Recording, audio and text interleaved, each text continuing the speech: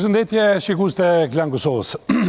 Për mbi një muaj sa nuk kemi takuar, një qeveri ka ikur. Kaptina e saj u mbyll ashtu siç edhe ishte hapur. Përderisa pushimi ynë ishte më i gjati, jeta e kësaj qeverie ishte më e shkurtra se prej se ka filluar konstruimi i institucioneve të Kosovës. Arsyet e mos arsyeve për ardhjen dhe ikjen e saj tashmë janë dhënë dhe kanë folur gjatë këtyre 2 muajve sa ishin pushimet verore. Por ato nuk I mbyllin diskutimet për të vërtetat dhe pavërtetat e asaj qeverisje dhe asaj qeverie që do të zgjasin po aq në mos me tepër sa efektet e tyre. Prandaj pashmangshëm ato do t'jenë pjesë edhe debatit sotëm në format të ri, për zgjedhje të reja, ndoshta me premtime të vjetra apo të reja, do të shohim 24 tema në 24 emisione nga politikat e përgjithshme tek ato shumë specifike. Në fund të secili debat, fjala e fundit jepet nga njohës të fushës, kurse sante ata të cilët do të jamin gjykimin për debatin, do të jenë Ismet Kryeziu nga Instituti Demokratik I Kosovës, Shkëlzen Maliqi, publicist dhe Ismail Tasholli, studiues I filozofisë. Tema sotme është politik parimesh apo patetizëm politik, pozicionet, programet dhe premtimet e partive politike do të jenë tema e debatit sotëm. Natyrisht që e di që Ismeti dhe Shkëlzeni bashkë me Ismailin do të mërziten për arsye se është formati I tillë emisionit për dëgjuar të gjitha dilemat, sqarimet që I japin të 3 partitë politike sante. Arben Gashi nga Lidha Demokratike e Kosovës, Ardian Gjini nga koalicioni Alianca për Avëmërinë e Kosovës dhe Partia Socialdemokrate, dhe Bilall Sherifi nga koalicioni Nisma për Kosovën apo dhe Alianca Kosovare. Nuk dhe Partia Drejtësisë, më fal. Dhe për fillim dua të them se nuk e kam paragjykuar koalicionin e ardhshëm ose fituesin e ardhshëm për faktin se kam thirrë Lidhën Demokratike, AK-n dhe PSD-n dhe Nismen dhe asnjë paragjykim, por natyrisht është një përzgjedhje e fillimit për treguar se çfarë në të vërtetë mund të flasim me 3 partitë politike sonte në zonën e parë zgjedhore. Dhe formati I këtij emisioni është ky. Pjesa e parë është ndarë për deklaratat hyrëse të përfaqësuesve politik nga 3 minuta secili. Më falni që më duhet se kjo hyrje vlen edhe për emisionet e ardhshme, prandaj më duhet që në fillim ta zgjas pak më shumë. Pastaj kalojmë në çështjen e parë, që në këtë rast është parimet politike. Për përgjigje janë ndarë nga 3 minuta. Replika është 1 minutë, pastaj kalojmë në pjesën e statistikave dhe grafikëve, sipas cilës ndërtohen bloqet e pyetjeve.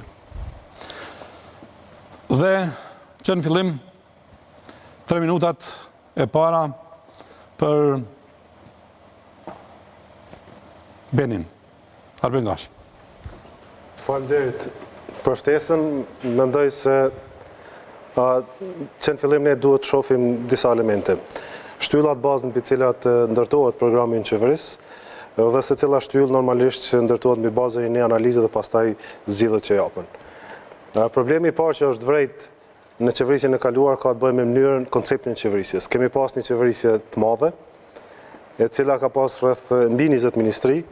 Kemi pas një ndërhyrje të rëndë institucionale duke prezantuar për herë të parë koordinatorët nacionale dhe rajonal që janë rrezikimi I sistemit të qeverisë dhe kemi pas kapje të institucioneve pavarura ligjore, kushtetuese e tjerë.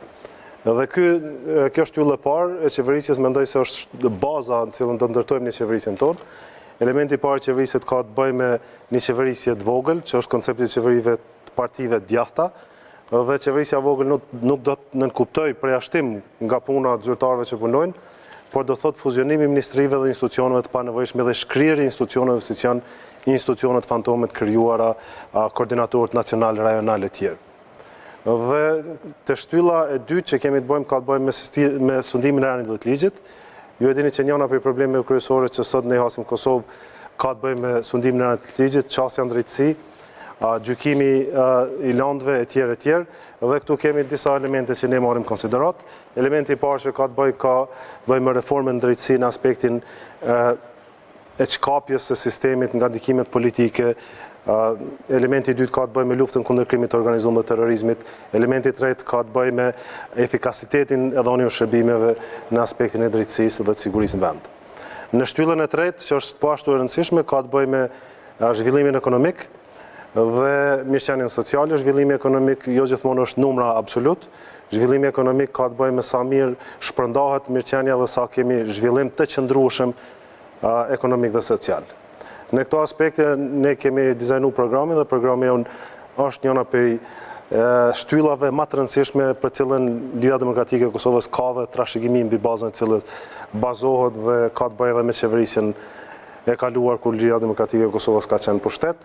Dhe elementi tjetër ka të bëjë me arsimin dhe kulturën, arsim, rini, kulturë, dhe këto fusha kemi të bëjmë problematikat që janë hasë deri tash kemi pas se është investuar shumë në infrastrukturë, në hapjet e universiteteve, infrastrukturë për të përfituar materialisht në format të korrupsionit, hapja në universiteteve pa kriter, universitete publike pa kriter për të përfituar nga futja e rinisë në për këto universitete dhe dëmtimi i këtyre universiteteve, dhe tash jemi në situatë ku këto universitete janë të papranueshme dhe nuk kanë arritur as shumica tyre që të kalojnë sistemin e certifikimit. Dhe elementi mënyra se ne do ta trajtojmë këto ka të bëjë me ridizajnimin e sistemit duke u orientuar kryesisht në universitetet të specializuara, në ato universitete që janë jo mbyllë tërësisht me tyre. Pra kemi edhe çështje tjera për të cilat normalisht do të flasim më vonë. Gjini. Faleminderit gjithëve. Koalicioni i aleancës me PSD-n ka arrit me harmonizu programet me nxjerrje një dokument i cili do të jetë udhërrëfyes qeverisës për ne për 4 vitet që vijnë. Janë kryesisht gjitha temat të grumbulluara në 4 kapituj. Kapitulli i parë është shteti, më thënë është jashtëzakonisht me rëndësi për ne, me vazhdu me sovranizim të shtetit Kosovës, mos me leju që vendimarrja për tema të brendshme me qenë jashtë Kosovës, definitivisht me fokus qartë të ndërtimit një sistemi shtetëror i cili do të jetë kompatibil për të integruar në BE dhe në NATO. E dim sa punë na pret, po nuk kemi kohë me humb. Kapitulli i dytë është ekonomia, dhe te ekonomia definitivisht që përmbledhen edhe masat fiskale, ato që do të ndryshohen.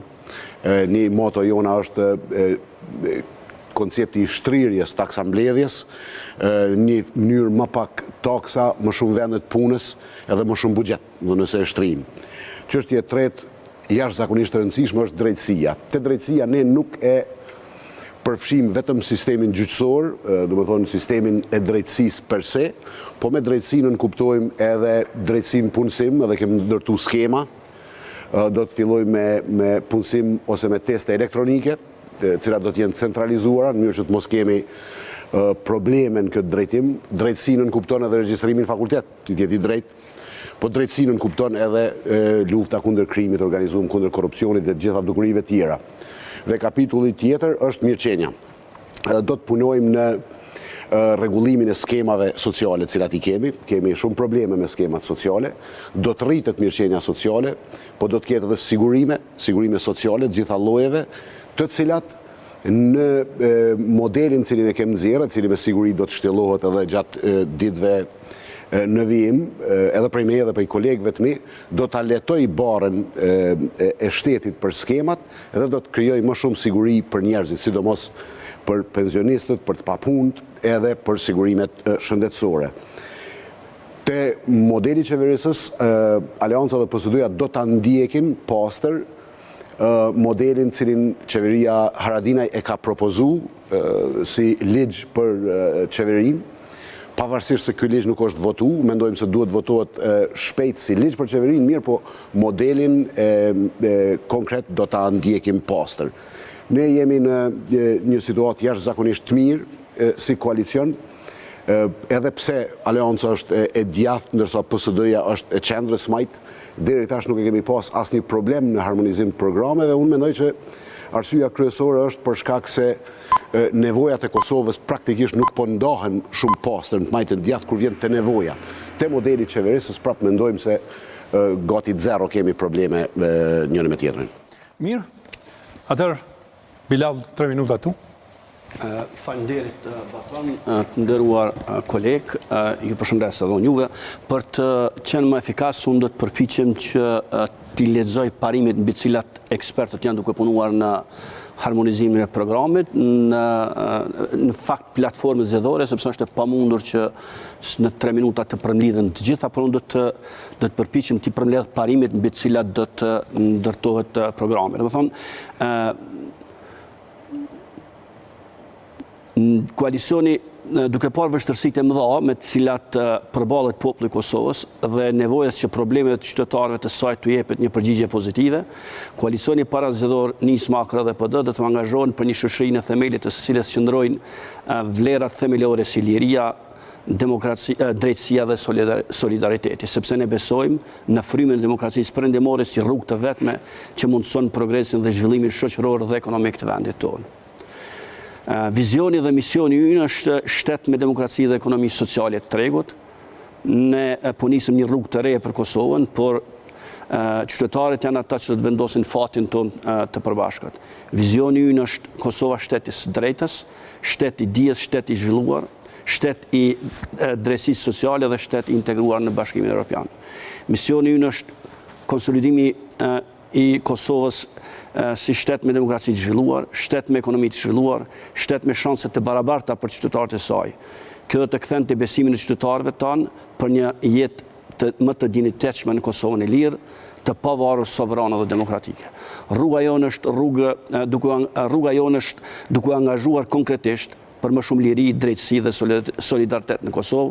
Koalicioni Ismail dhe PD do të funksionojë në përputhje me vlerat dhe për parimet e socialdemokracive dhe demokracive liberale evropiane perëndimore. Fuqia jonë mbështetet në bashkimin tonë demokratik për Kosovën, në njerëzit tonë të rinj dhe të aftë, në vendosmërinë tonë për të ndryshuar gjendjen e mjerueshme dhe krijimin e një realiteti të ri, ku begatitë tona toksore dhe nëntoksore do të shfrytëzohen në interes të gjeneratave të tashme dhe atyre që vinë pas. Pra unë përpoqa ato që i kemi shkruar së bashku si parime mbi të cilat pastaj do të ndërtojmë platformën zgjedhore, t'i prezantoj këtu sepse është, siç thash, e pamundur që në 3 minuta të përfshihet në tërësi platforma apo programi zgjedhor. Në tarmën do të kemi pastaj mundësi, siç thatë ju, në emisionet veçanta të shkoqisim për çdo çështje veç e veç, si mendon koalicioni tjetër. Në fund të këtij debati do t'i lexoj 24 temat të cilat do të janë pjesë ose regjia le t'i bën gati që në fund 24 temat të jenë në ekran për shikuesit, besoj që janë tema specifike që rrallë kush ose rrallë ndonjë media që është e gatshme të hyjë aq thellë në specificitetin e temave. Atëherë, regjia, nëse jeni gati, unë e po shkoj në pjesën tjetër të studios për të pa grafikonet se cilat kanë qenë sukseset dhe cilat kanë qenë jo sukseset e qeverisjes. Besoj që ju do ishini në ekran të gjitha. Grafikoni një puna kuvendit Kosovës, shtator 2017, korrekt 2019. Realizimi qeveritar, puna kuvendit Kosovës, 123 ligjet planifikuara, 29 ligje të miratura, ju lutem majni shënime, efektiviteti i punës kuvendit Kosovës 20%. Pra 123 ligjet të planifikuara, si që ju thash, 29 ligjet miratura. Në procedurë, 43 ligje ose 30% e agendes legislative, në pritje 71 ligje, ligjet në pritje dhe ligjet në procedurë do të riktheje në pikën zero në legjislaturën e ardhshme. Burimi i dhënave është Instituti Demokratik i Kosovës, apo siç njihet KDI, gusht 2019. Shkojmë me grafikonin 2. Realizimi qeveritar i premtimeve elektorale të koalicionit PAN.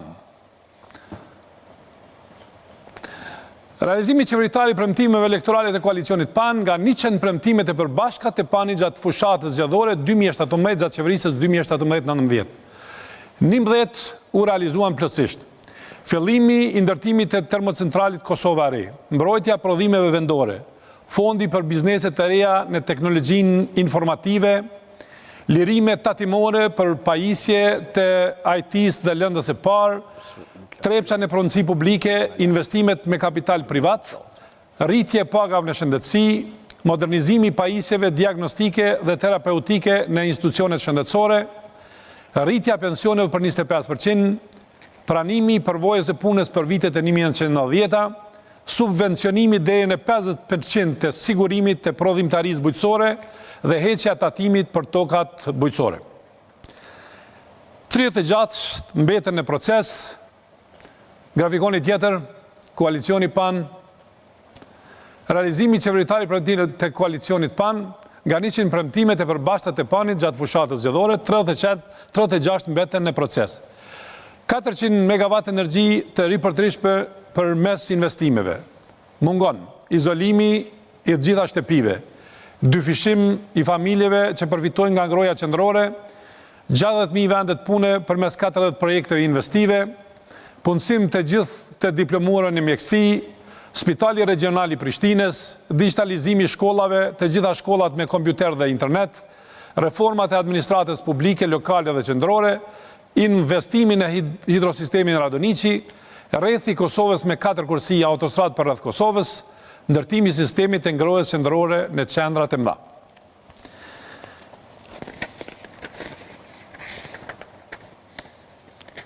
Vazhdojmë. Nuk filluan. Rritje ekonomike 8%. Tregu i përbashkët Kosovë-Shqipëri. Skema për financim të eksportit, rehabilitimi Kosovës B 400 milion euro, 300 milion euro investime në rimekëmbjen e Trepçës, pakoja sociale, punësimi 25.000 familjeve përmes kontratës 3 vjeçare shtet ndërmarrje, trafishim të punëtorëve në sektorin e minierave rreth 40.000 punëtorë, depolitizimi i sistemit të arsimit, Kosova si qendër e arsimit të lartë bashkëpunuese me universitetet ndërkombëtare, shkurtimi i administratës publike për 25% brenda 8 viteve dhe 50% gratë në qeverinë e ardhshme.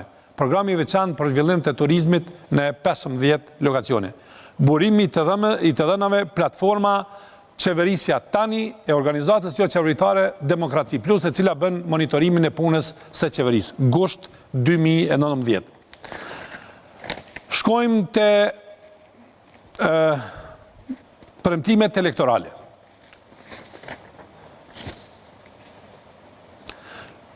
Premtimet dhe realizimet 2017, rritje pagave 30% në sektorin publik.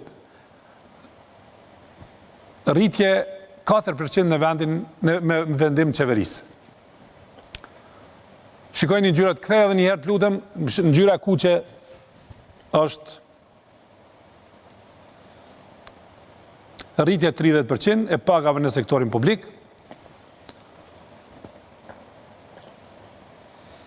rritje 4% me vendim të qeverisë.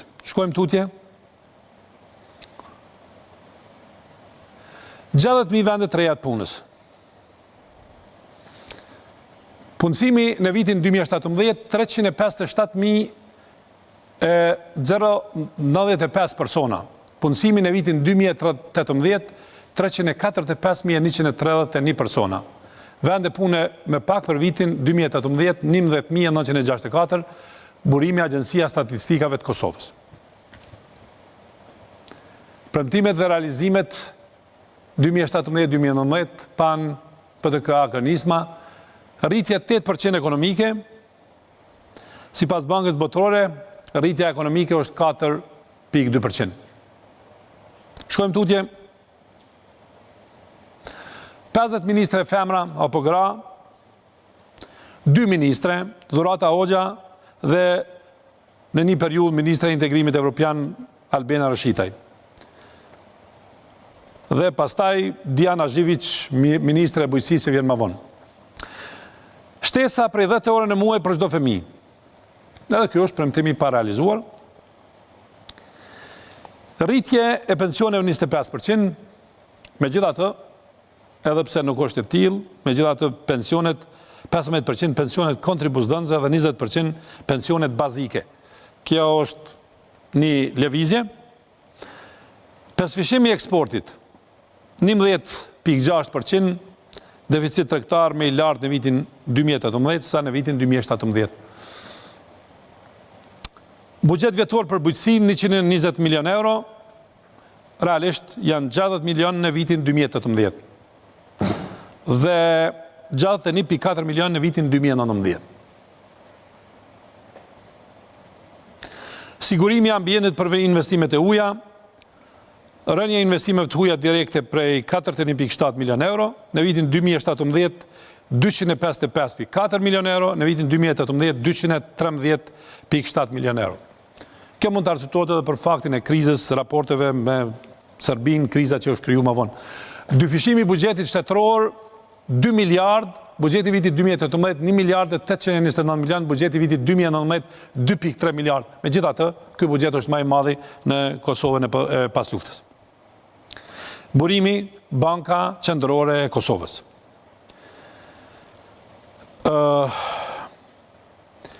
Premtimi i paralizuar për çdo familje nga një të punësuar. Premtimi i paralizuar. Vende pune për të rinj dhe fuqizim i rinisë, shkalla papunësisë në vitin 2018 ka qenë 55,4, që është 2,7 me lartë se në vitin 2017.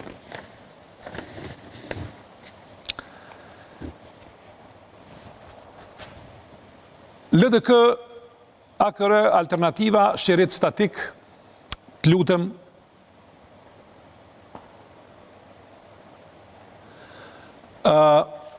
LDK AKR alternativa 40.000 vende të reja punës. Rritje e buxhetit shtetëror në 3 miliard euro dhe 5 miliard euro në fund mandatit. Rritje ekonomike prej 7%, njohje të reja të shtetit Kosovës. Po them, këto pi përmendëm, për mja ori kujtu, për ndryshe nuk kanë lëvizja vetëvendosje, të lutem.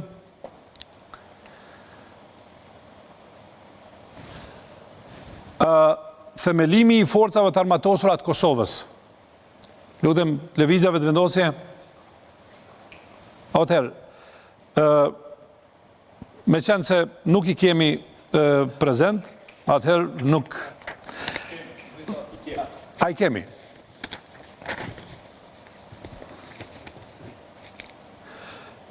Premtimet elektorale të lëvizjes vetëvendosje, themelimi i forcave të armatosura të Kosovës, rishikimi i marrëveshjes së demarkacionin me malin e zi, miratimi dhe zbatimi i ligjit për mbrojtjen e prodhimeve vendore, sigurime shëndetësore për gjithë qytetarët, shtesa 10 euro në muaj për secilin fëmijë në moshën 15 vjeçare, hapja 160 qerdheve të reja në bashkëpunim me komunat, arsim i lartë publik pa pagesë, ushqim falas për fëmijët e klasave fillore, nga 1 deri në 5, ndalja rritjes së mëtejshme të pagave të deputetëve, presidentit, kryeministit dhe pozitave tjera të zgjedhura,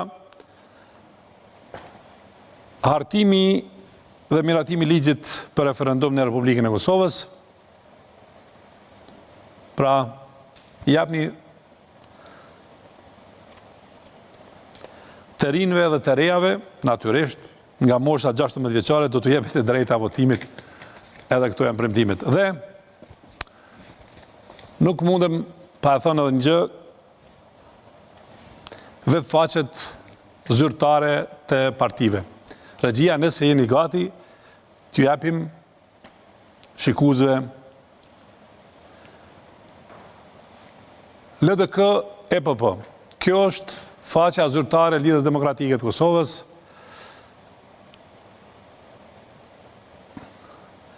E Partisë Demokratike të Kosovës, vetëvendosjes nismes AK-s, PSD-s, me konkretisht faqet ku tashme do duhet të ishin disa pjesë të ofertave zgjedhore për 6 tetorin.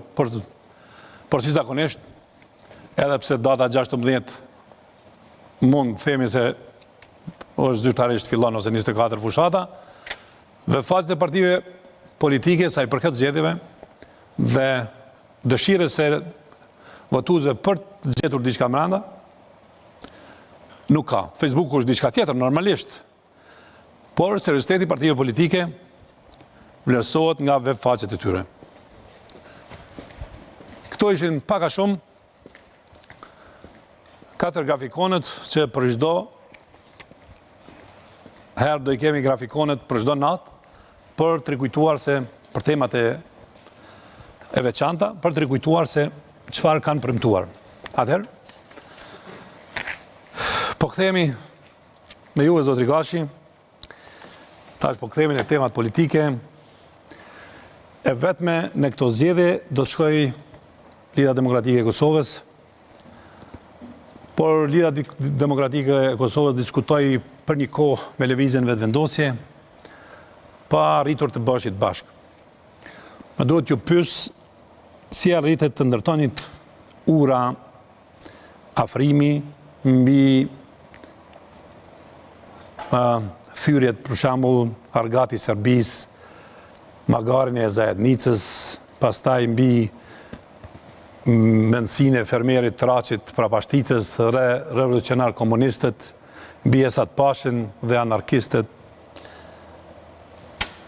A ishin këto arsyet pse dështoi koalicioni dhe emërtimi i koalicionit shpresës për kë, se doli në një moment për juve që të vinit në pushtet, apo për qytetarët, dhe ai koalicioni shpresës i takon tash vetëm Lidhjes Demokratike Kosovës, Lidhja Demokratike Shpresës, se nuk mund përkthehet ndryshe. Çfarë realisht ishte kjo përpjekje dhe çfarë ndodhi?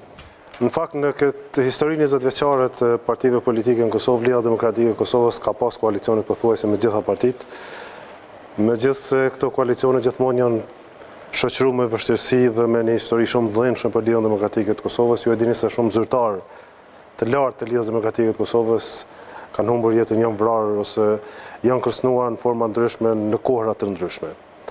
Njëra prej fakteve që ju përmend që ka të bëjë me lëvizjen vetëvendosje janë protestat e para 3 vitësh dhe dhuna shfaqur në rrugë, e cila ka qenë problematike dhe është drejtuar kryesisht ndaj kryeministrit të asaj kohe dhe kryetarit të sotshëm të LDK-s. Si duket, kryetari i LDK-s, duke parë interesin madhor të vendit, ka vendosur që të gjitha fyrjet dhe ninatët personale që janë drejtuar ndaj tij t'i tejkaloj dhe të shoh mundësinë e bashkëpunimit për një interes më të madh për vendin. Por në momentet e fundit nuk u arrit që të ndërtohet një koalicion. Unë mendoj se ndërtimi i koalicionit ka pas shumë probleme se sa ato që u shfaqen mbi interesin e individit. Koalicioni kryesisht ka pas probleme që kanë të bëjnë me konceptin e shtetit, që kanë të bëjnë me konceptin e qeverisjes, që kanë të bëjnë me ekonominë, që kanë të bëjnë me politikën e jashtme të Kosovës, që kanë të bëjnë me gjykatën speciale dhe që kanë të bëjnë me plot probleme tjera jetike për vendin. Por si duket, në letrën e fundit që zoti Kurti drejtoi zotit Mustafa, të gjitha këtu reduktuan në individ dhe në emra të cilët të mund të ndërtonin një koalicion mbi perspektivën e tij. Dhe mbi konceptin e ndërtimit një gare të brendshme, e cila për konceptin dhe mendsinë e politikëbërjes në Lidhjen Demokratike të Kosovës ishte i papranueshëm. Pra ndërtimi një gare të brendshme, se kush do të ishte kryeministri do të ishte personi që do të merrte vota më shumë, apo ndërtimi i konceptit ku i dyti do të ishte bartës i koalicionit dhe do të merrte përsipër nominimin për kryeministër dhe për çështje tjera. Pra mendoj se është një koncept i gabuar dhe i cili ka qenë i papranueshëm për Lidhjen Demokratike të Kosovës, por në bindjen time edhe është dizajnu i tillë. Është dizajnu nga lëvizjave të vendosjes dhe nga zoti Kurti që ai të refuzohet si koncept. Pra mendoj se është një mendim i gabuar i të bëmit politik dhe është një mendim i cili ka vrarë mundësinë që ne këto situata parazgjedhore të bashkëpunojmë. Megjithatë, unë mendoj se mbetet hapësirë që pas zgjedhjeve bazuar mbi rezultatin e konfirmuar pastaj nga partitë politike të ndërtohet një mundësi e bashkëpunimit. Pra, Lidhja Demokratike e Kosovës nuk ka vendosur një vit të kuqe lëvizjes vetëvendosje, por ka vendosur që të shkojë vetëm në këto zgjedhje sepse vlerëson që ka programe më të mira, vlerëson që ka kualitetet individuale dhe grupore më të mira, beson që ka lidhjet e nevojshme ndërkombëtare për Kosovën dhe mendon se mundet me çuar politikë bëmin e Kosovës në një vend duke nominuar një gru kandidate për kryeministre. Pra mendoj se jemi në një situatë ku Lidhja Demokratike e Kosovës po merr përsipër përgjegjësitë që kanë bënë me drejtimin e vendit dhe po merr përsipër procese të cilat janë jashtëzakonisht rëndësishme. Njëra prej elementeve kryesore që sot ne e hasim politikën e Kosovës është koncepti i sjelljes me shtetin. Pra në këto 2 vite të fundit është pa një sjellje arrogante dhe prepotente ndaj partnerëve ndërkombëtar dhe është pa një çështje e qeverisjes e pa koncepte cila u dëshmua dhe në shifra dhe numra të cilët ju i prezantuat këtu. Pra, në këto rrethona mendoj se Lidhja Demokratike e Kosovës ka për detyrë që të marrë përsipër qeverisjen e vendit dhe ka për detyrë që t'i ofrojë qytetarëve të Kosovës dhe mundësinë e bashkëpunimit edhe me partitë që para 2 apo 3 vitesh kanë pas një çështje dhunshme agresive, dhunshme verbalisht dhe dhunshme fizikisht. Pra nuk ka qenë vetëm ato që i përmendet ju, dhuna verbale ndaj kryeministrit dhe partnerëve të sotshëm të mundshëm, por ka qenë dhuna fizike ndaj kuvendit, ndaj deputetëve, ndaj kryeministrit asaj kohe etj. Në këto rrethona mendoj se Lidhja Demokratike e Kosovës ka për detyrë që ta edhe një herë t'i marrë përsipër 2 prioritete kryesore. Prioriteti i parë ka të bëjë me ribalancimin e buxhetit të Kosovës, sepse buxheti tashmë është në një krizë, i shpenzu. A mund ta lëm këtë pjesë pak më vonë? Vetëm ndoshta si 2 shtylla, nuk po elaboroj më thellë.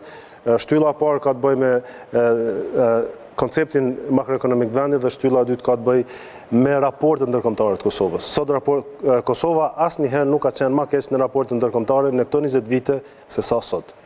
Me këtë lloj qeverisje, me këtë mënyrë të mendumit të bëmjes politik në raport me partnerët ndërkombëtar.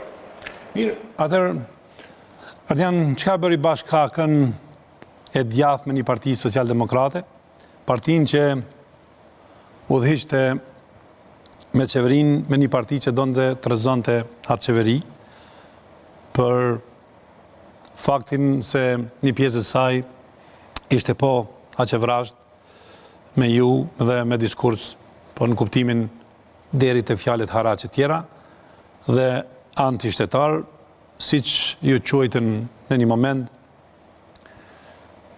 Atëherë ku ndryshuat dhe për çka ndryshuat dhe pse bët? Faleminderit edhe një herë baton.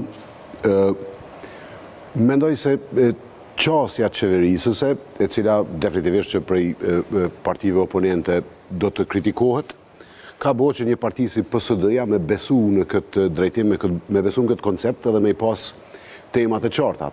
Shikoni, gjatë rrugtimit politik njerëzit krijojnë përvojë, po në tjetër kohë krijojnë paragjykime.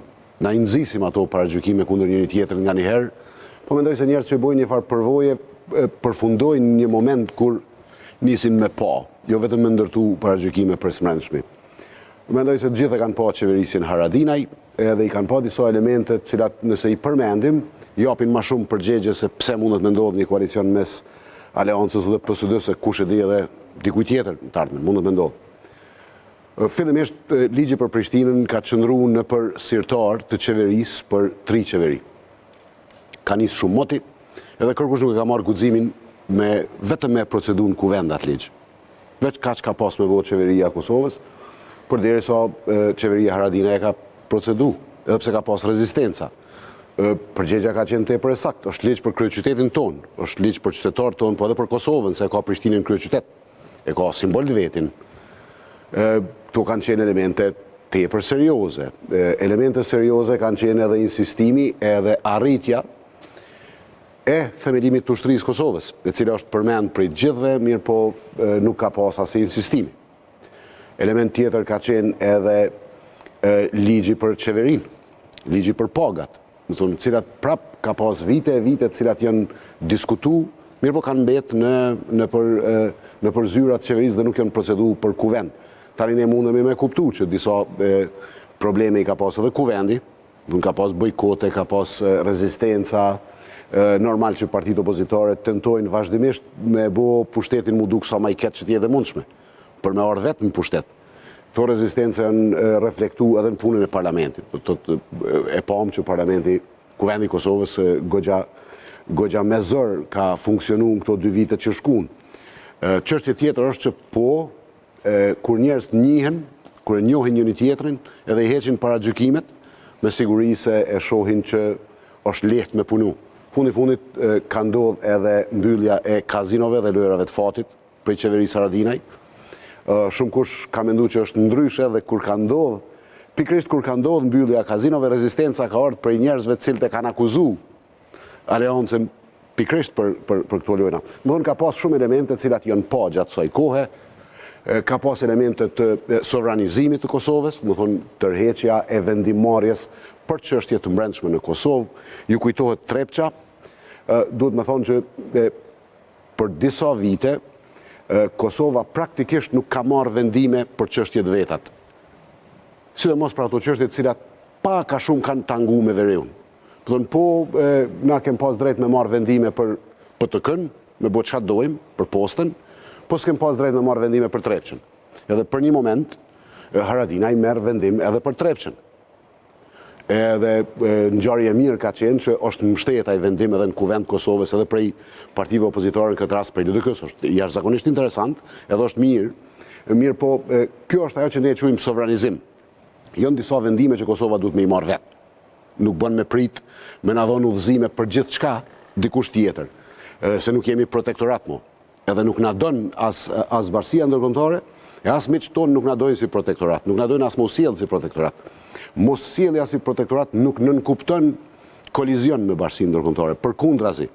Nënkupton shëndrim i Kosovës prej një të mbrojturi në një partner. Do edhe kjo procesi, a do të ketë vështirësi në këtë proces? Patjetër se po. Patjetër se po se komplikohet edhe vendimarrja. Në Kosova arsepton veten si një vend që merr vendime definitivisht jo në dëm të bashkisë ndërkombëtare, edhe me desh nuk mundem me marrë vendime që shkojnë në dëm bashkisë ndërkombëtare, mirë po tregojmë për vendimet tona. Gjitha këto kanë sjell deri te një situatë e cila e nxjerr sot aleancën me PSD-n si parti të parë, si parti e cila është e gatshme me i fitu zgjedhjet, është e gatshme edhe me qeverisë si duhet me vendin, për shkak se shenjat e para i kem pa. Te tabelat edhe listat që i nxorë baton, definitivisht që një pjesë e madhe janë aty, çka i prezentut ju, po ka edhe shumë çka që nuk është prezentuar, që ka qenë premtim. Edhe duhet me kuptuar edhe pjesën tjetër që kemi të bëjmë me një qeveri që ka qeverisë për ma pak se 2 vjet. Nuk i bot bilanci një qeverie për premtimet që i ka dhonë për një qeverisje 4 vjeçare në ma pak se 2 vite. Po ashtu duke pas parasysh problemet cilat i ka pas qeverisja për këto 2 vite, që janë evidente, cilat kanë ardhë sipas gjitha gjasave, jo ndoshta edhe për shkak të problemeve veç e veç partive politike, po për shkak të mendimeve ndryshe që kanë ekzistuar në koalicion për disa tema që janë jashtëzakonisht të mëdha, siç është shembull ta marrim ndryshimin e kufive të Kosovës, siç është taksa me Serbinë. Këto kanë shkaktu mosmarrëveshje mes partnerëve të koalicionit dhe definitivisht që janë reflektu edhe në pika tjera të qeverisjes. Sidoqoftë, për me përmbyll këtë, mendoj se qeverisja Haradinaj e ka vendosur një kurs të pakkthyeshëm të sovranizimit të mëtejmë të Kosovës, e që në asnjë milimetër të kësaj pune nuk bie ndesh me asnjë prej synimeve afatgjata të partnerëve tonë, qoftë për Kosovën, qoftë për Ballkanin. Vetëm se dikujt i ka ra pakës, ashtu ne thojmë, në tesull, kur ka nisë me marrë vendime Kosova që duhet me i marrë vetë.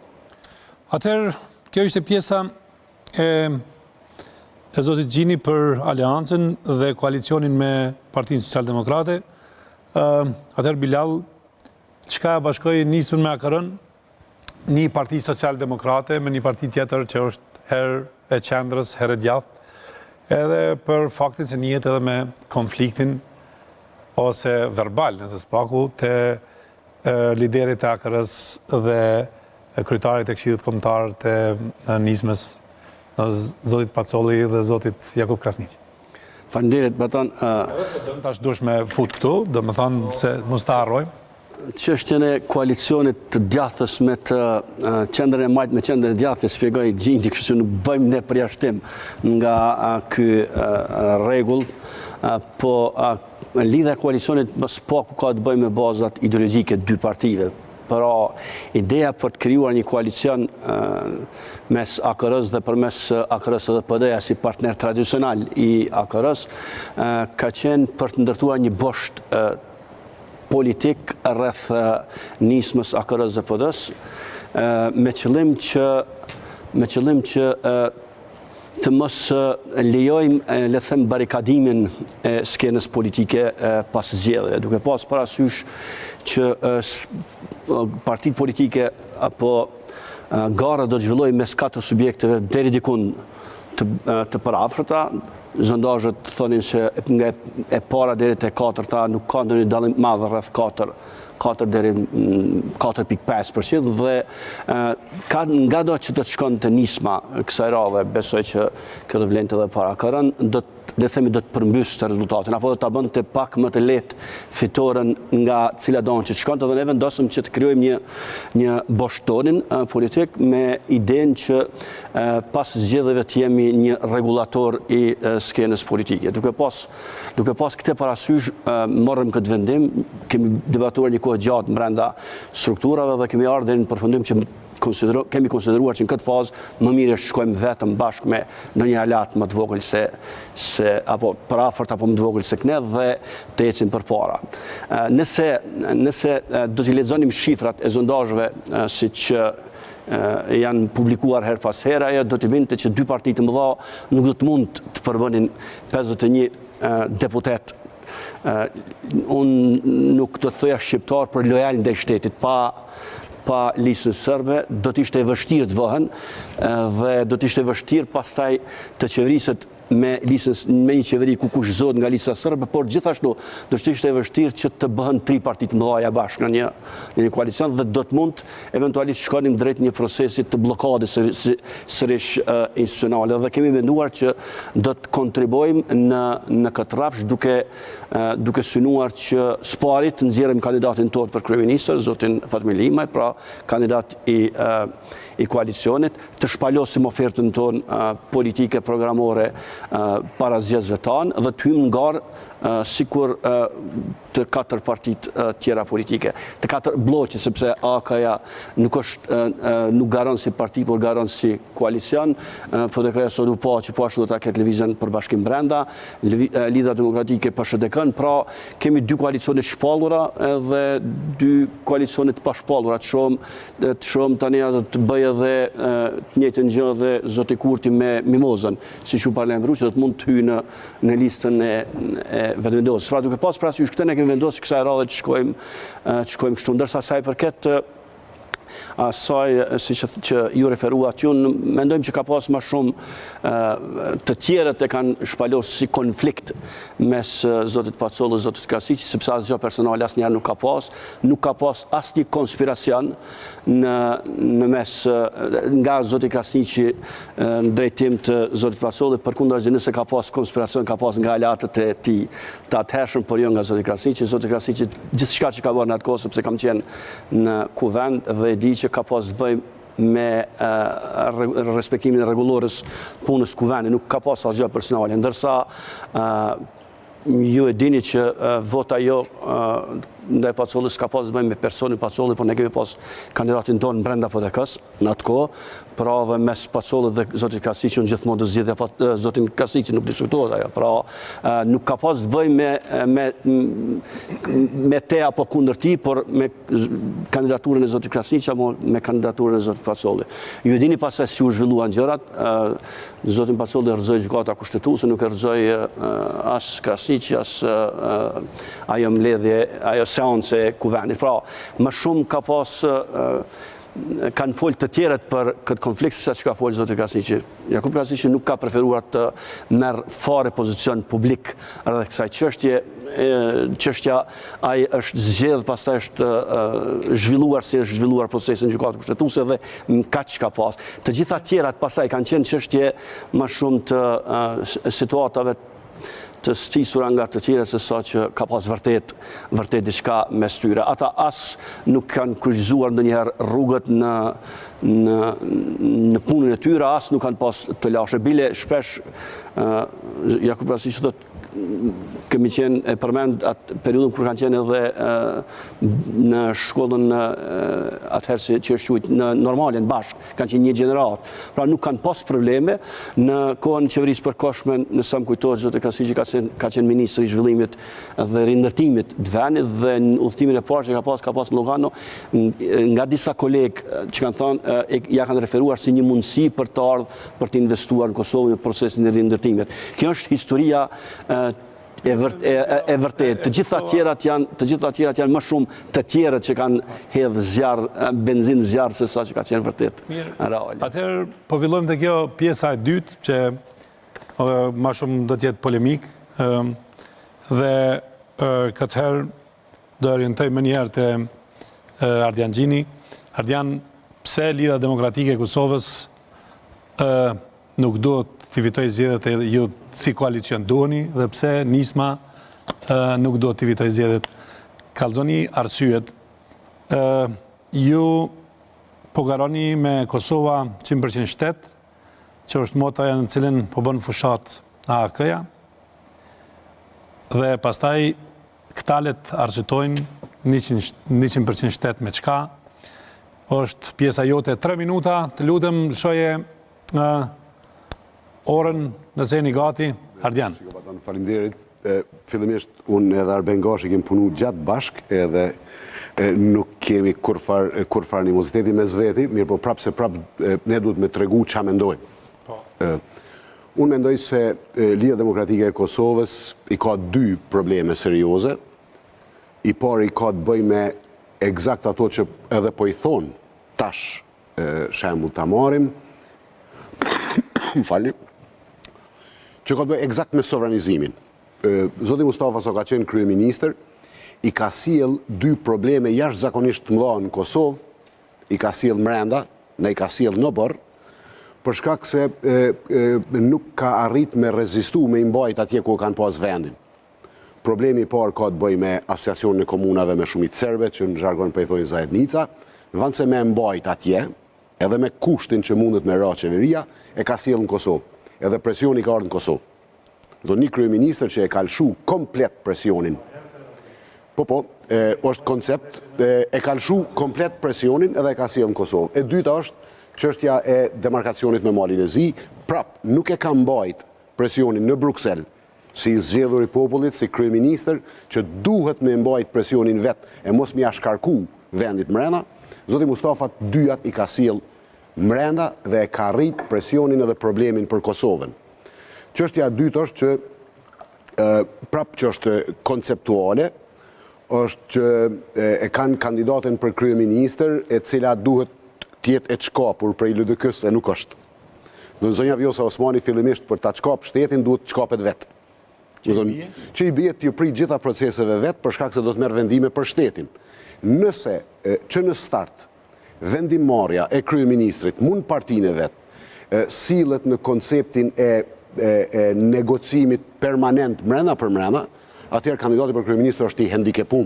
Ne e dim që duhet të ketë koalicione me parti tjera, cilat do të fitojmë, ne besojmë që do të jemi detyruar me pas koalicion me një parti tjetër, se nuk do të fitojmë vetë 50% votave, po prapë brenda për brenda, pas cili do proces demokratik, personi i cili synon me udhëheq me shtetin nuk duhet ta ketë çdo vendim të negociueshëm brenda për brenda.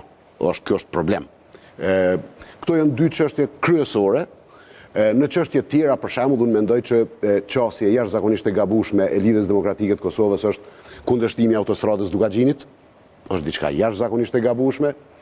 Unë mendoj që është e gabueshme me pretendu që buxhetin prej bugjetin më të madh në historinë e Kosovës, duhet provojnë me rrotullu, pse këto i kanë çështje programore, dhe janë disa gabimet që e sjellin LDK-n në pozitë mos më amush mendjen dikuj që me të vërtetë do bogati me udhëheq me shtetin. Përderisa koalicioni jonë nuk i ka këto probleme, i ka zero të shtresu me këto probleme, e dim çka dojmë, nuk ja sjellim Kosovës problemet mrena, sot mujmë i majmë larg oborit ton, edhe këto e ka dëshmu Ramush Haradinaj jo një herë, po shumë herë.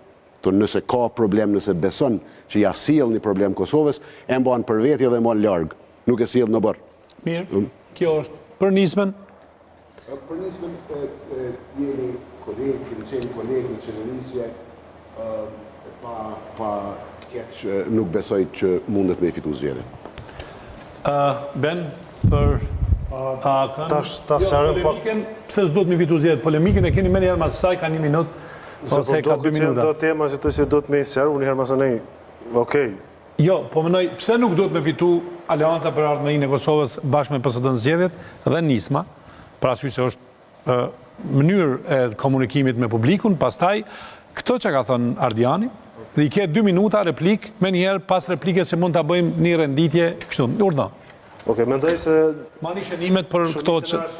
Shumicën e arsyeve pse nuk duhet me qeverisë Aleanca për Ardhmërinë e Kosovës me Kosovën, i dha ju në grafikone që i prezentut këtu, ramje punësimit, çdo gjë negative që nga mënyra qeverisjes, koncepti qeverisjes, mentaliteti, mënyrat mendumit për shtetin, dhe pikat që i përmeni si të forta, zoti Gjini këtu, po i tregoj si janë pikat më të dobta që i ka, për shembull, politika jashtme. Zoti Haradinaj, si kryeministri i Kosovës, ka refuzuar që të merret me çështjet të bisedimeve. Ka refuzuar që të përfaqësoj Kosovën jashtë, duke thënë që kjo është sport i rëndë për mua, nuk merrna me ta. Zoti Haradinaj, për shembull te Trepça. Zoti Haradinaj ka pas vetëm me emëru bordin e Trepçës dhe ju ka dashur 1 vit me emëru bordin e Trepçës. Ligji për Trepçën është miratu në vitin 2016, kur ka qenë qeverisja e Lidhjes Demokratike e Kosovës. Te ushtria e Kosovës kemi një ligj i cili është ndryshu, po në fakt na e dim se çfarë kapacitete të kufizuar me kem, është një proces që ka më ndodhur për 10 vjet. Domethënë, është një mentalitet i cili ka mënyrën e të mendumit bombit politik e ndërton mbi forcën fizike të individit dhe jo mbi forcën e argumentit qeverisë.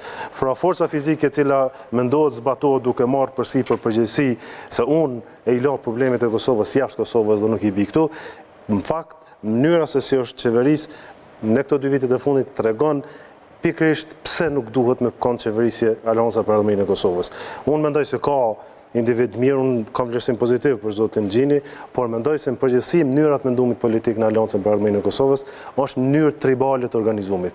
Është mënyrë e cila nuk ka një koncept politik, nuk ka një gardë brendshme politike, nuk ka një mënyrë të marrës vendimet, por bazohet mbi individin dhe ky individ mundohet që nëpërmjet argumentit vetë të forcës dhe shfaqjes fizike me ato skenat në hyrjes në kuvende të tjerë, ti imponoj zgjidhjet politike. Në këto rrethana mendoj se Aleanca për Ardhmërinë e Kosovës i ka bërë dëm Kosovës dhe mënyra se si është tërheq prej koalicionit, mënyra se si ka dalë prej qeverisjes me partnerët e vet, edhe ky është një problem shtesë dhe po ashtu mbi të gjitha është një koncept i dëmshëm për Kosovën. Mendoj se zoti Haradinaj nuk mundet në rrethana të cilat gjendet nuk mundet me qeverisë Kosovën dhe nuk duhet me qeverisë Kosovën për shkak kapaciteteve politike, për shkak kapaciteteve qeverisë, për shkak të rrethanave personale në të cilat gjendet dhe për shkak se është një parti e vogël dhe nuk mundet me marrë përsipër proceset rënda. Pra këto janë rrethanat në të cilat gjendet Aleanca për Ardhmërinë e Kosovës, ndërsa sa i përket nismës socialdemokrate, mendoj se është një parti e vogël, e konsolidume, ka qëndrimet e veta, por koalicioni është konsiderohet një koalicion i vogël. Nëse i marrim numrat që përfaqësojnë në këto 3 subjekte politike në këtë koalicion, mendoj se është i vogël dhe nuk mundet me mbërrim. Mundet me kon pjesë e një partneriteti me një parti apo grup partish politike, po jo vetë. Të gjithë përishojnë koalicion, po jo fitus, Bilall. Urna, pse s'dohet me fitu 2 partitë politike? Në 2004 ndeshja e parë në kampionatin evropian ka qenë Greqia-Portugalia. Dhe Portugalia hyni në ndeshje me bindje që do ta shkatrojë Greqinë. Edhe humbi 1-0. nga Greqia. Edhe portugezët dhe grekët vazhduan më tej dhe prapë u takuan finale. Dhe menduan portugezët tashë shansat që edhe t'jak mirëm edhe t'bëhemi kampion. Dhe gjithë e dini që me të madhin Otore Hagel, Greqia u bë kampion e Evropës. Pra, kur gara është e hapur, nuk është mirë të nënçmoni kundërshtarët, por ju vazhdoni nënçmoni. Vazhdojnë në nëshmoni se në fundit ta e mund edhe të në këdhet në pozitivitet. Pa ta shfrytëzova baton edhe këtë pjesë. Po me gjitha këtë duhet... Pak me... Unë e thash, e ke hup të drejtën për polemik. Po përfundova polemikën, zbesoj që ka nevoj për polemik më shumë. Po ja, duhet të thëmë që unë nuk jam këtu, nuk përfaqësoj sovrani për të treguar se kush nuk duhet të fitojë. Unë mund të them se a mund të fitojnë apo nuk mund të fitojnë. A duhet apo nuk duhet, nuk është e imja. Unë jam një individ, kam një vot, dhe atë vot do ta jap për koalicionin tim, por nuk mund të flas se a duhet apo nuk duhet, por mund të them këtu sa do të fitojnë apo nuk do të fitojnë. Unë mendoj që për të njëjtat arsye që i tha Gjini për neve, vlen për AK-n dhe PSD-n. Edhe ata nuk mund të fitojnë zgjedhjet, prandaj edhe nuk ai beson që nuk mund të fitojë, unë jam kogja e bindur që AK edhe PSD nuk të fitojnë zgjedhjet, po mbetet shihet, prap do të mbetet sovranit të flas. Ndërsa për LDK-n, prap të njëjtën gjë them që këta jam specialista për historikisht janë specialista për të udhëhequr zondazh dhe për të humbur zgjedhjet. Shohëm do të vazhdojnë me këtë traditë apo nuk do të vazhdojnë, apo do të ndërpresin këtë traditë. Ashtu siç i kam pa këto ditë, kam përshtypjen që janë duke ecur drejt rrugës që e kanë rrahur disa herë, pra nuk e kanë ndërmend të ndërprejnë traditën. Mirë, atëherë gjini një polemik për... Mund me lëshu edhe në rrafshe personale, me lëshu edhe goditet në brez, nuk ka lidhje. Mirë po, Arben nuk ka pas nevoj për muskuj mi përcjell ligjin e Prishtines, kryetarit cilës ka qenë zoti Mustafa edhe e ka nalë në fjok të vetën. S'ka pas nevoj hiq për muskuj. Nuk ka pas nevoj për muskuj Arben. Ja, ma e shënime, ben me njëherë e ki polemikë. Shtoj minuta da djetë. Nuk ka pas nevoj për muskuj mi zgjidh problemin e kekut, i cili ka qenë i tillë që kur ka ardhur kryeministri Haradinaj në detyrë, ka qenë parambylljes totale. Nuk ka pas as të ngjill, as të terën, as të nxjerrën prej minjerave, ka qenë i mbyllur. E mos harroni që ka shku vetë me punëtor atje, po prap nuk ka pas nevoj për muskuj. Nuk ka pas nevoj për muskuj me bo 2.3 miliard buxhetin e Kosovës. S'ka pas nevoj. Ka pas nevoj për vendimmarrje. S'ka pas nevoj për muskuj as për ushtri, po e ka bojë, mundi me thonë për 10 vjetë. Po kjo është ajo që e bën Kosovën partner me bashkinë ndërkombëtare, se ne e dim që plani dinamik o bo me ta, me NATO-n. Nuk e bojmë na planin dinamik vetë. Po Kosova o bo me ushtri pikërisht për shkak të zotit Haradinaj, i cili muaj më parë ka vendos kontakte me Pentagonin, me Shtetet e Bashkuara të Amerikës, me sekretarin Mattis atëherë, përderisa të tjerë kanë shku janë dalë në fotografi në selit OKB-s. Edhe unë e di çka ka ndodhur, derisa të tjerë kanë bërë foto në selit OKB-s, Ramush Haradinaj ka qenë në Pentagon të bisedu për ushtrinë. S'ka shku me dalë në foto. Keni thonë që i ka refuzu bisedimet, kjo është shakaja ma madhja që ka ndodhur në Kosovën e pas luftës. Që po ju tregoj pse është shakaja ma madhja. Për shkak se ju po thuni Vjosa pikërisht parlament ka thonë ti po ja lën Hashim Thaqit bisedimet. Nëse ka na kush që ja ka nal bisedimet Hashim Thaqit është Ramush Haradinaj, praktikisht ja ka nal krejt. Përderisa ju kur keni qenë pushtet ja keni lënë livat. Me i bo krejt. Tash po thuni kë ka refuzu me bisedu. Ka refuzu me bisedu për ndamjet Kosovës. Ka refuzu me bisedu për çështjet brendshme të Kosovës. Edhe nëse ekziston dikush në këtë Kosovë që praktikisht e ka heq Hashim Thaqin për bisedime është Ramushi. Dhe nuk ju ka ik, po e ka gjetë mënyrën pak më të mirë se ju për mi kry këtë punë, përderisa ju ja keni lëshu krejt livad. Kapacitetet qeverisë nuk ndërtohen të bë plane e të frigu me implementu Arben. Po planet bohen, po atjerë du me pas edhe guxim me implementu, edhe du me pas njerës cilët edhe marrin rrezik për mi veti. Kur e marrin qeverisin e shtetit, njerëzit duhen me ditë që marrin rreziqe personale.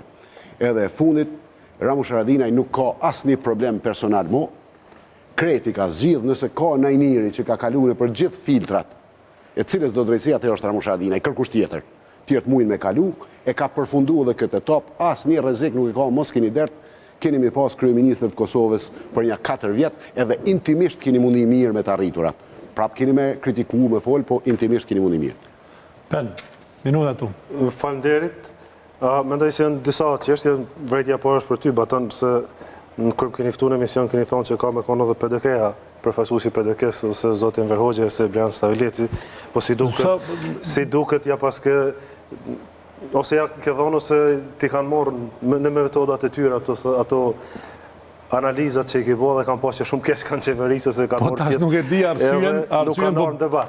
Po PDK-ja dhe vetëvendosja din me qenë partitë të cilat realisht kur kanë vështërsi në po themi kështu në tema se anë din me thonë që nuk jemi pjesë e debatit, por ky debat është zgjedhje e tyre, megjithëse ata është dashur me kon këtu për me u përballë me ne si opozit, sepse ata kanë qenë bashkë këtij koalicioni. Gjithsesi po kthehen atë polemika me zotin Gjini, që ka të bëjë me dy çështje. Çështja parë ka të bëjë me sovranizimin që zoti Gjini përmendi dhe me asociacionin dhe demarkacionin. Sa përket asociacionit, zoti Gjini ju dini se asociacioni është aprovuar me datën 19 prill të vitit 2013 dhe është nënshkruar nga zoti Hashim Thaçi, kryeministri i Kosovës në atë kohë, dhe zoti Ivica Daqić, kryeministri i Serbisë në atë kohë. Marrëveshja zotit Mustafa me kryeministrin e Serbisë ka të bëjë me parimet për themelimin e asociacionit, ndërsa themelimi i asociacionit si i tillë është në marrëveshje ndërkombëtare të ratifikuar në Kuvendin e Kosovës, nuk e di që ka votuar OK, jam duket edhe OK për, por nuk jam i sigurt. Nuk jam i sigurt 100% për këtë çështje, prandaj nuk po them a keni votuar për apo kundër.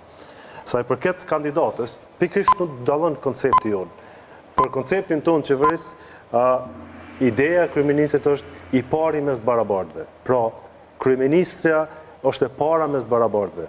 Në punë që i ka ministri nuk mundet me ndërhyr kryeministria ose kryeministri, nuk mundet me përdor argumentin edhe unë apo çfarë do lloj argumenti tjetër i cili imponon vullnetin në kapacitetet politike, profesionale e tjera të ministrit. Pra na mendojmë se jemi të barabartë, kemi një person i cili na prin dhe bashkërisht duhet me qeverisë Kosovën. Pra dallojmë kogja shumë. Te çështja e autostradës së Dugaxhinit mendoj se këtu ka shumë debat. Është mënyrë e simplifikuar të thonit ju jeni kundër autostradës së Dugaxhinit. Mendoj se është gabim me thonë kështu. Mes pari çka konsiderojmë autostradë e Dugaxhinit? A konsiderohet autostrada Dugaxhinit autostradë sistemi të mbyllur? A konsiderohet autostrada Dugaxhinit autostradë e cila të bëhet me pagesë? Dhe a konsiderohet autostrada e Dugaxhinit si një vepër arkitekturore cila ka me ndo fushën prej malit. Pra këtu janë 3 elementet që na duhet me zgjidh. Nëse është sistemi autostradës mbyllur, çdo 20 kilometra me uças në ta. Nëse është sistem i autostradës me pagesë, dhe se këto dyja e ndajnë tokën prej malit, atëherë kemi çështje të cilat dallojmë. Nëse ne flasim për një rrugë zgjeruar me 4 kërsi, e cila ka me shku prej Istogut në Peje, prej Peje në Deçan, e në Gjakov, e ka me dalë në Rahovec, atëherë këtu mundem u pajtu. Po nëse ju thoni që na, për buxhetit Kosovës, duhet me shpenzu 1 miliard e 200 milion euro për ndërtim dhe 600 milion euro për shpronësim, për një autostradë e cila ka me e nda tokën prej malit, e cila ka me kanë sistemit mbyllur, e cila ka me kanë me pagesë, atëherë na këtu nuk mundem u pajtu. Pra janë çështje që duhet me diskutu. Dhe ne sot dallojmë shumë në konceptin për infrastrukturën dhe dallojmë shumë mentalitetin se ku çana e rrugë. Pra janë elemente të cilat na duhet me diskutu, janë edhe elemente për cilat na nuk duhet me i pa nga prizmi sa përfitojmë politikisht sot, se unë jam nga Dugaxhini dhe po e them që e bëj autostradën, edhe hajde tash si na të marrim vota atje. Mendoj se është gabim, kur kush Dugaxhin nuk e përkrahani autostradën të sistemit mbyllur me pagesë. Ajo autostradë ka me konë në shtrajt dhe për me hip në të me kalu ka me konë pashtu e shtrajt dhe ka me që prej Stogun Pej, e prej Peje në Deçan, e prej Deçanin Unik, e prej Uniku ka me që në Sohare Karaveca ku ka me që. Pra, e ku mrinë fund. Kur kretë rrugët e Kosovës du të me që në Prishtinë. Ju e dini që rruga Pej Prishtinë ka qenë e kontraktuar marrëveshja me bankën botërore për financim, me kredit but, me afat gjatë liferimit, edhe cila nuk është zbatu hala. Hala s'ka fillu. Që 1 vjet e është kontraktu në kohën e LDK-s, është nënshkruar nga zoti, është nënshkruar nga zoti Lutfi Zharku dhe është ratifikuar në kohën e zotit Ardianaj. Po flasim, mundesh me i verifiku si fakte. A guxojmë u përgjigj? Dhe mendoj se këto janë çështje për cilat na nuk guxojmë me i bë tema të momentit përfitimit politik, sepse janë jashtëzakonisht rëndësishme. Ju përshifni se sa po i kushtojnë këta autostrada Kosovës. Na sot nuk kemi qerdhe, nuk kemi spitale, nuk kemi shkolla, nuk kemi mirëqenie sociale, kemi plot probleme tjera para se me bë një autostradë te sistemi mbyllur me pagesë. Ajo autostradë, ju e dini sa fshatrat janë prej Stogu deri në Ravec. Ato asnjë s'kanë mujt me u qas në ato autostradë. Ju ka më dash me shku 10 km për mujt me kalu dikën për funi, se nuk mund të bëj krejt ur Kosova. Përndryshe do të më bëj ur prej Stogu deri në Ravec, ku kanë mund lidh ato fshatra. A e dini se është komplet rronxit bjeshkës. Pra janë elemente të cilat janë bë me arsyetime të pa logjikshme, edhe politikisht, edhe ekonomikisht, edhe mendoj që e dëmtojnë Kosovën. Mendoj që e dëmtojnë edhe rrafshin e Dugaxhinit. Edhe po ç'tash. Tri çështje. E para është me thonë nuk jemi kundër autostradës e me provu me i dhonë krejt argumentet qysh nuk duhet mu bo, është pakës problematike. E cila ka me konë pa pagesë. Është problematike. Është problematike për shkak se edhe po i rrit shifrat me i frigu njerëzit. Sot 1.2 miliard ndërtimi pa shpronësim, elaborati i shpronësimit nuk o bo, po që po du me të regu une. Hajde. Elaborati i shpronësimit nuk o kry për autostradën e Dugaxhinit, ndërsa para llogaria e ndërtimit është diku 430 milion për 91 kilometra. Po është de çështu është në për websajte. Po ne kemi autostrada tjera, dim për 1 kilometër për sa është? Në kilometër gjatësi autostradë dim. Elaborati i shpronësimit nuk o kry, jemi të qartë, dhe kush flet për shpronësim ja fut kot. Ndërtimi i autostradës është më i lirë në Kosovë, se është tereni më i lirë në Kosovë, se është këtë rafsh. Prej Pejës deri në Prizren është një përpjedzë, vetëm një. Ka me sistemi mbyllur autostradës. Pa tjetër që i mbyllur, po qa po thuti është me pagesë. Prap po i tut njerëzit, kush po thot ku kin dëgju këto me pagesë. Ju jeni të shku me i tut njerëzit. Planin e autostradës me pagesë prej Prizrenit në Prishtinë. Kanë ju bo pagesë. Ashtu e bo qeveria ju planin e autostradës me pagesë prej Prizrenit në Prishtinë. Qysh ka me kon kjo pa pagesë? Hajde dhe lojmë krejt këtë temë, se unë nuk muj kështu, nuk jam mësu. Ti e di që tjerë të folin ka 2 për herë, unë s'muj. Unë e lo krejt, s'flas. Dëgjom se nuk jam të zgjat. Të ndëgjova, krejt pa vërteta, i tha dhe ndëgjova. 1.2 miliard tha ka me kushtu, është absolutisht e pavërtet. Shpronësimet 1 miliard është absolutisht e pavërtet. Pagesë ju po i frigoni njerëz, se po shkoni po ju thuni kanë më bo me pagesë, veç për me i hek me bo. Tashti po të tregoj kështu. E treta që duna me fol për këtë temë është kjo.